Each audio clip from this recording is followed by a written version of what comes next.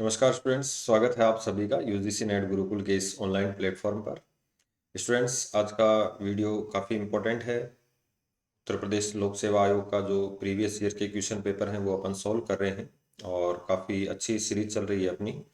और इस सेशन को आप अपने दोस्तों के साथ शेयर करना ना भूलें ताकि उन्हें बेनिफिट हो सके इस चीज़ का।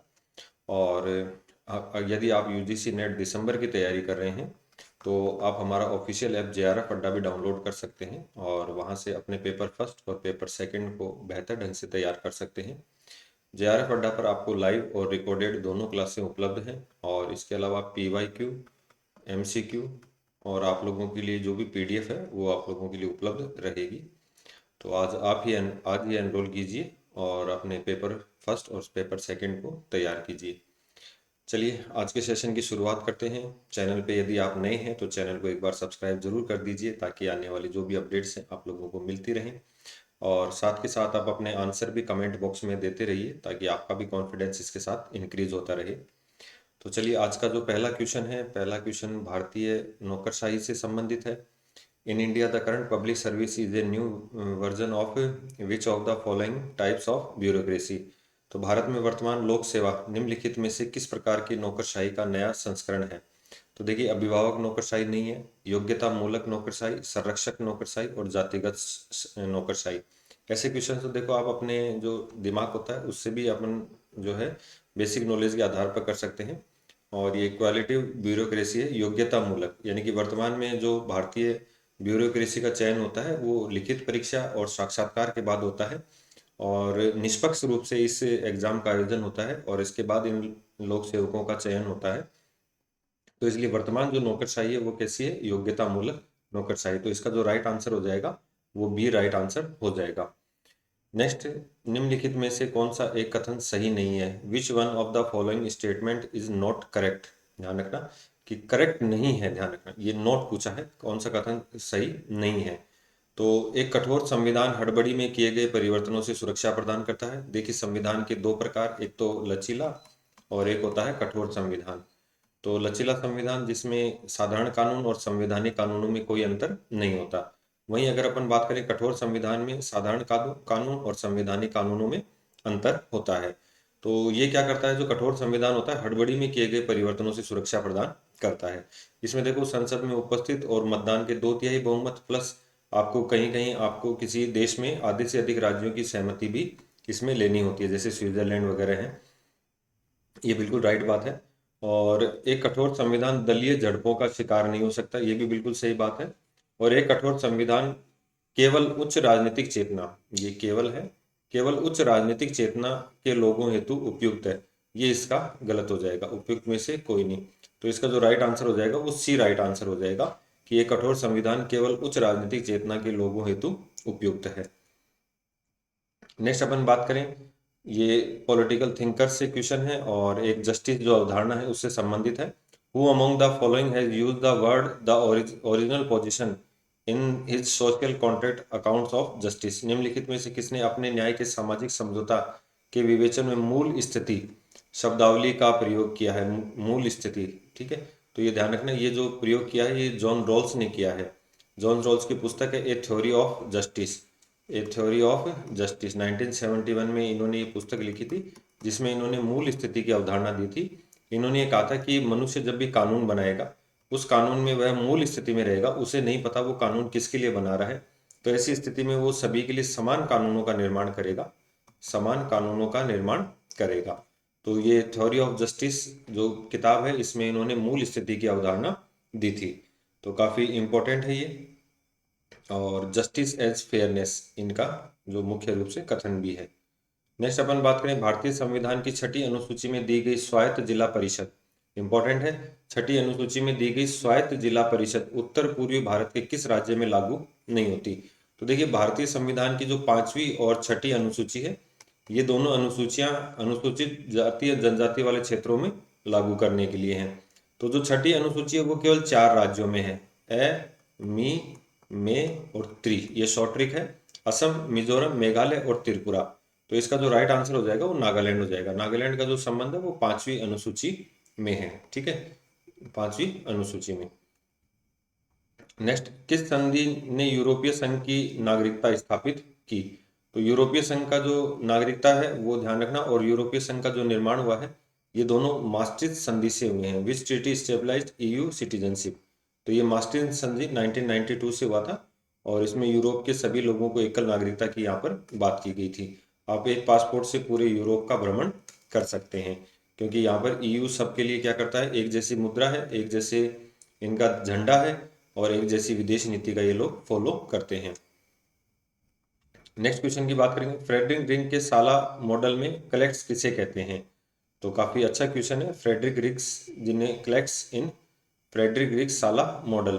तो निचले स्तर की नौकरशाही जिसे आधुनिक तकनीक का ज्ञान नहीं है, उच्च स्तरीय सामान्य नौकरशाही, और वे हित समूह जो अर्ध परंपरागत हैं किंतु आधुनिक तकनीक के ज्ञाता हैं। बिल्कुल ये इसका इंटरेस्ट ग्रुप है, उनके लिए हो जाएगा कि इंटरेस्ट ग्रुप क्या करते हैं, अपनी जो परंपरागत अवधारणा है उसको तो नहीं छोड़ते, लेकिन वे आधुनिक तकनीक को भी प्राप्त करते हैं।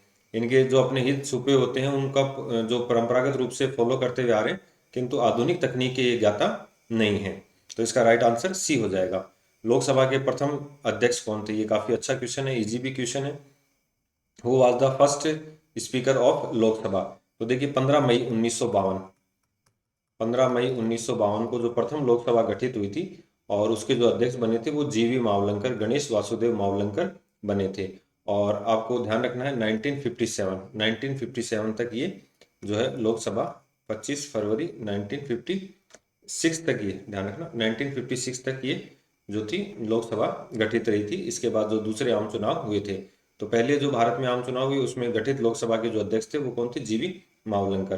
तो जो चुनाव हुए थे वो 1957 में हुए थे, दूसरे 56-57 में। ठीक है, नेक्स्ट अपन बात करें, सामाजिक समझौता राज्य के निर्माण के लिए समझौता करने का प्रमुख तरीका होता है। बिल्कुल, राज्य का आपने देखा होगा देवीय सिद्धांत है, मातृ सत्तात्मक है, पितृ सत्तात्मक है।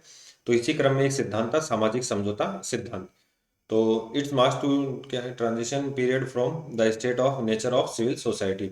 यह प्राकृतिक अवस्था में नागरिक समाज के सक्रांति काल को इंगित करता है। बिल्कुल, सामाजिक समझौता सिद्धांत का हम अगर बात करें तो तीन विचारक थे, हॉब्स, लॉक और रूसो। तीन विचारक हैं, हॉब्स, लॉक और रूसो। तीन इन्होंने सामाजिक समझौता सिद्धांत दिया। Leviathan, two treatise on civil government और सोशल कॉन्ट्रैक्ट, ये इन तीनों की पुस्तकें थी। अब इन्होंने राज्य की उत्पत्ति का सामाजिक समझौता सिद्धांत दिया, और इसी के तहत इन्होंने जो एक तो इनकी बुक्स देखते हैं अपन, और इसमें जो पहला पॉइंट ही आता है वो आता है प्राकृतिक अवस्था। जैसे हॉब्स ने मनुष्य को बुरा बताया, लॉक ने अच्छा बताया, रूसो पहले अच्छा बताता है बाद में बुरा बताता है, और प्राकृतिक अवस्था में अधिकारों की बात करते हैं। ठीक है, और प्राकृतिक अवस्था न तो राजनीतिक थी और न ही सामाजिक थी, प्राक राजनीतिक और प्राक सामाजिक। तो दोनों क्वेश्चन क्या है, सही हो जाएंगे। सामाजिक समझौते राज्य के निर्माण के लिए समझौता करने का तरीका प्रस्तुत करता है, क्योंकि यह प्राकृतिक अवस्था में नागरिक समाज के सक्रांति काल को इंगित करता है। तो इसका ए जो है वो राइट आंसर हो जाएगा। ए और आर दोनों सत्य हैं, और आर ए की सही व्याख्या है। नेक्स्ट वही कथन कारण वाला क्वेश्चन है, और भारतीय संविधान का अनुच्छेद 312 के अनुसार राज्यसभा नवीन अखिल भारतीय सेवाओं का सृजन कर सकती है। बिल्कुल, अपने 2/3 बहुमत से उपस्थित और मतदान करने वालों के 2/3 बहुमत से ये नवीन अखिल भारतीय सेवाओं का सृजन कर सकती है, क्योंकि राज्यसभा राष्ट्रीय हित को परिभाषित करने का उचित स्थान है। बिल्कुल, ये भी दोनों कथन सही हैं, तो इसका जो राइट आंसर हो जाएगा वो दोनों कथन सही हो जाएंगे। आर और ए दोनों सही हैं, और आर ए की सही व्याख्या है। ठीक है, काफी इजी क्वेश्चन था ये तो। नेक्स्ट अपन बात करें, राजनीतिक आधुनिकरण के संदर्भ में निम्नलिखित में से कौन सा कथन सही है? Which of the following sentence is are correct in the concept of political modernization? तो to move the already executing political culture and political institute towards change, यानी पहले से मौजूद राजनीतिक संस्कृति, समझना इसको, कि पहले से मौजूद राजनीतिक संस्कृति एवं राजनीतिक संस्थाओं को परिवर्तन की ओर अग्रसित करना। बिल्कुल, ये राजनीतिक आधुनिकरण है। और मौजूदा राजनीतिक मानकों को पहले से मौजूद राजनीतिक मानकों को नवीन एवं विकसित स्वरूप प्रदान करना। बिल्कुल, ये भी राजनीतिक आधुनिकरण है। और पहले से मौजूद राजनीतिक मानकों को समाप्त कर नए मानकों को स्थापित करना नहीं। इसमें क्या है कि ये मानक तो स्थापित करते हैं नवीन, लेकिन पहले से मौजूद हैं उनको भी बनाए हुए रखते हैं। तो इसका जो राइट आंसर हो जाएगा एक और दो, एक और दो इसके कथन क्या है, राइट हो जाएंगे। तो ये ध्यान रखना, थोड़ा सा यहाँ डिफरेंस है कि पहले से मौजूद मानकों को बिल्कुल नष्ट नहीं करते हैं, ये इनको बनाए हुए रखते हैं। निम्नलिखित में से स्पिरिट ऑफ लॉज, तो काफ़ी अच्छी किताब है। Author of the spirit of laws काफ़ी फेमस भी है। तो इसके जो राइटर हैं वो माउंटेन्स्क्यू हैं, माउंटेन्स्क्यू जिन्होंने शक्ति पृथक्करण का सिद्धांत दिया था। शक्ति पृथक्करण अमेरिका बेस्ट उदाहरण है शक्ति पृथक्करण का। और इसमें ये कहा था कि सरकार के जो 3 अंग हैं, व्यवस्थापिका, कार्यपालिका और न्यायपालिका, ये तीनों एक दूसरे से स्वतंत्र रहकर कार्य करेंगे और एक दूसरे के कार्यों में कोई हस्तक्षेप नहीं करेंगे। हालांकि इसके लिए एक अवरोध और संतुलन का सिद्धांत आया था कि तीनों एक दूसरे के ऊपर क्या करेंगे, नियंत्रण भी रखेंगे। इस तरीके से इनकी व्यवस्था की गई है। नेक्स्ट क्वेश्चन, सूची 1 को सूची 2 से मिलाना है। तो देखिए, जो अमेरिकन कॉन्स्टिट्यूशन है इसकी जो विशेषता है, तो इसकी अपन बात करेंगे कि उपराष्ट्रपति को ऊपरी सदन के पदेन के अध्यक्ष के रूप में बनाना। तो इसका जो ये हो जाएगा, ये 3 इसका राइट आंसर है। कनाडा का संविधान क्या करता है? कनाडा का संविधान जो है वो सरकार को अवशिष्ट शक्तियां, सरकार में अवशिष्ट शक्तियां, कौन सी सरकार में? संघ सरकार में अवशिष्ट शक्तियां निहित होंगी। तो इसका 4। ऑस्ट्रेलिया का संविधान क्या करेगा?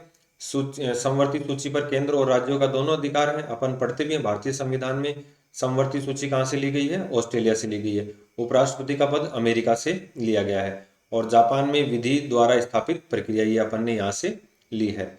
तो इसका जो राइट आंसर हो जाएगा 4, 3, 4, 2 और 1, 3, 4, 2, 1। तो राइट आंसर इसका डी हो जाएगा। ध्यान रखना, बिल्कुल इजी क्वेश्चन है।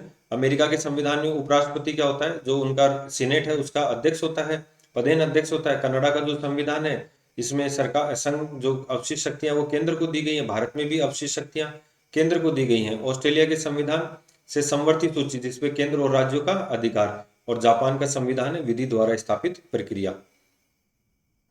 नेक्स्ट क्वेश्चन की अपन बात करें, उपराष्ट्रपति के चुनाव के संदर्भ में निम्नलिखित कथनों में से कौन सा कथन सही नहीं है? तो which of the following statement regarding the election of vice president is incorrect? तो देखिए, the vice president elected in ordinance with the system of proportional representation, यानी कि उपराष्ट्रपति का चुनाव अनुपातिक प्रतिनिधित्व प्रणाली द्वारा होता है। तो बिल्कुल आपको भी पता है, ये तो राष्ट्रपति उपराष्ट्रपति का जो चुनाव है अनुपातिक प्रतिनिधित्व की एकल संक्रमणीय मत पद्धति से होता है। चुनाव में एकल संक्रमणीय बिल्कुल मत का प्रयोग किया जाता है। निर्वाचक मंडल का गठन संसद के दोनों सदनों के निर्वाचित सदस्यों द्वारा होता है और राज्य विधानमंडल के सदस्यों का इस चुनाव में कोई भूमिका नहीं होती। ये इसका सही हो जाएगा। यहाँ पर निर्वाचित नहीं होगा, अगर सभी सदस्य होता, मनोनीत और निर्वाचित दोनों सदस्य भाग लेते हैं तो इसका राइट हो जाता। तो अभी इसका जो राइट आंसर होगा वो सी होगा, ये गलत है। ठीक है, बाकी सब सही है। नेक्स्ट, निम्न में से कौन सा प्रशासन पर विधायी नियंत्रण का तरीका नहीं है? तो विच one of the following is not method of the legislative control over public administration? तो एक तो बजट पर चर्चा है, तो डिबेट ऑन बजट बिल्कुल। प्रश्नकाल, the question hour sweet against the government, सरकार के विरुद्ध महाभियोग, तो ये गलत हो जाएगा। और स्थगन प्रस्ताव, ये सब क्या है? बाकी तीनों तरीके हैं नियंत्रण करने के। और आपने पढ़ा भी होगा कि विपक्ष द्वारा जो है वो अनेक प्रस्तावों द्वारा सरकार के ऊपर नियंत्रण किया जाता है, चाहे वो स्थगन प्रस्ताव है, ध्यान आकर्षण प्रस्ताव है, इनके माध्यम से प्रश्न पूछकर, पूरक प्रश्न पूछकर। नेक्स्ट अपन बात करें, which one of the following statements is are correct in compliance with constitution order applicable to Jammu and Kashmir 2019? संविधान, जम्मू और कश्मीर पर आदेश 2019 की अनुपालना के निम्नलिखित में से कौन सा कथन सही है? तो देखिए, आपने पढ़ा होगा 5 अगस्त 2019, 5 अगस्त 2019। यहाँ पर जो जो अपना जम्मू कश्मीर है, जम्मू कश्मीर से धारा 370 को हटा दिया गया था। तो जम्मू कश्मीर का विशेष राज्य का जो दर्जा था वो इसके तहत समाप्त कर दिया। बिल्कुल ये सही है। संवैधानिक आदेश 1934 सस्पेंडेड हो गया था, अधिक्रमित हो गया था, ये भी सही है। और अनुच्छेद 370 भारत के संविधान के मूल पाठ के रूप में समाप्त नहीं, ये इसका गलत हो जाएगा। तो राइट आंसर इसका हो जाएगा 1 और 2। नेक्स्ट अपन बात करें, which where and when the 12th summit conference of the non aligned movement was held? तो गुट निरपेक्ष आंदोलन का 12वां शिखर सम्मेलन कहाँ आयोजित हुआ था?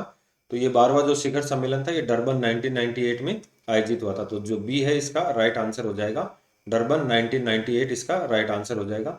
गुट निरपेक्ष आंदोलन क्या है? जो शीत युद्ध में 2 गुटों में शामिल नहीं होने की नीति क्या थी? गुट निरपेक्ष आंदोलन थी। और 1955 बेलग्रेड सम्मेलन और 1955 बांडुंग सम्मेलन और 1961 बेलग्रेड सम्मेलन, जिसमें 25 देशों ने भाग लिया था। ध्यान रखना, 1955 जो सम्मेलन हुआ था वो बांडुंग में हुआ था, एफ्रो एशियाई सम्मेलन, और 1961 में बेलग्रेड, जहां गुट निरपेक्ष आंदोलन की नींव रखी थी। तीन मुख्य व्यक्ति हैं, नासिर, टीटो और भारत के प्रधानमंत्री नेहरू, और वामे एनाक्रुमा भी इसमें महत्वपूर्ण भूमिका निभाते हैं। तो आज के सेशन में इतने ही क्वेश्चन, और नेक्स्ट सेशन में अपन नेक्स्ट क्वेश्चन के साथ मिलेंगे। आप लोग सेशन को शेयर जरूर कीजिए और अपने जो भी आंसर्स हैं वो आप कमेंट से माध्यम से देते रहिए, और जुड़े रहिए यूजीसी नेट गुरुकुल के साथ। यदि आप पहली बार विजिट कर रहे हैं तो चैनल को सब्सक्राइब करना ना भूलें।